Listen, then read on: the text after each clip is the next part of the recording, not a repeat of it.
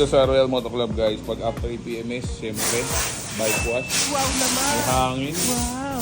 So, yan. So, alamin natin magkano ang nagastos pag nag-change oil or nag-PMS ng isang Honda Goldwing 1800 na DCT. So, tapos na tayo guys mag-change oil ng Goldwing. So, dalawang filter nito, ngayon ko lang nalaman. So, parang isang pang oil filter, tapos isa pang DCT. So, ang presyo niyan, isang 450, tapos isang 750. So, 1-2 ang total natin sa oil filter.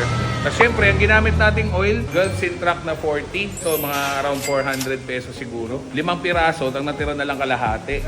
So, 4.5 liters siya. So, 5 pirasong Gulf Sintrac na 40 times 400. So, gumas tayo dito ng mga around 2,000 pesos sa oil. Tapos, ang labor dito guys, dahil pina-check na rin natin ang brakes, chinek na rin ang lahat ng kailangan sa motor, adjust, linis ng brakes, everything. So, labor natin dito mga around 3,500 kasama ng consumables dyan ng mga grasa, oil, panlinis. So, ang total natin, 3,500, 2,000 sa oil, tsaka 1,200 na oil filter at DCT filter.